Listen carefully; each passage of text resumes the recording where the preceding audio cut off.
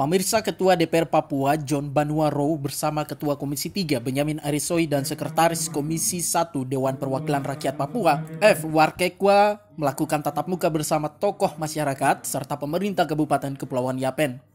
John Banuaro yang ditemui usai pertemuan menjelaskan bahwa sebagian besar tokoh masyarakat yang hadir menyampaikan bahwa belum puas dengan pembangunan yang terutama dengan dana otsus yang sangat terbatas, sehingga dalam diskusi diperoleh penyampaian dari semua masyarakat dan pemerintah daerah. Antara lain ada dua hal yang penting. Pertama, otonomi khusus tetap berjalan secara undang-undangnya, sementara dana otsus yang berakhir di 2021 diminta diperpanjang, namun dengan syarat bukan 2% dari dana alokasi umum nasional, tetapi bertambah dari 2%. Hal ini karena dari 2% sebelumnya belum bisa memenuhi kebutuhan secara umum di Provinsi Papua jika melihat kondisi ekonomi, akses, transportasi, dan geografis di Papua. Selain itu, dirinya menerima aspirasi pemekaran DOB untuk 3 kabupaten di Kabupaten Kepulauan Yapen.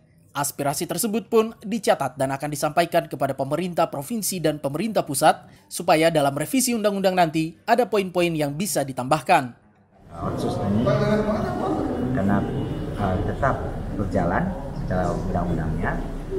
Dana otsus yang akan berakhir di 2021 diminta diperpanjang, namun dengan syarat bukan 2% dari dana nasional, minta bertambah dari 2%. Kenapa? Karena merasa dengan 2% itu belum bisa mencukupi kebutuhan di Papua dengan kondisi kemahalan, jangkauan yang susah, ini akses yang susah, itu membuat kalau dana hanya 2% dan dengan yang 94T yang selama 20 tahun itu sangat kecil kalau kita bagikan ke kabupaten kota. Tadi kita lihat Kabupaten Yapen tiap tahunnya menerima hanya 90M, ya. Namun untuk 2 tahun terakhir turun menjadi 40 sekian M, 50%-nya aja yang diterima. Nah, ini menunjukkan bahwa sangat kurang untuk membiayai semua biaya pendidikan, kesehatan yang terjadi di Kabupaten Yapen. Yang kedua, tadi ada aspirasi tentang pemekaran PPOB terhadap 3 kabupaten, ya, itu pun menjadi aspirasi masuk untuk kita.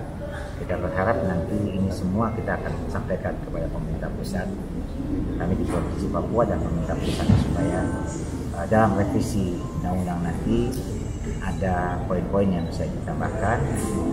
Ini aspirasi yang kami dapati dan kami DPRP sudah sepakati bahwa apapun aspirasinya. Tadi ada yang minta dialog, kita pun setuju. Semua aspirasi itu akan kita tampung dan kita akan sampaikan ke pemerintah pusat. Inilah kerinduan hati masyarakat Papua. Inilah yang menjadi kerinduan.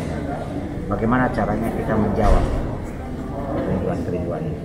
Ditambahkannya bahwa kerinduannya adalah semua anak-anak sekolah harus mendapat pendidikan gratis, pelayanan kesehatan harus bisa baik, pembangunan akses jalan harus baik. Selain itu, yang terpenting adalah tidak hanya memberikan undang-undang, tetapi pemerintah pusat harus memberikan kebijakan-kebijakan yang memihak kepada rakyat. Tim Liputan Yapen Channel.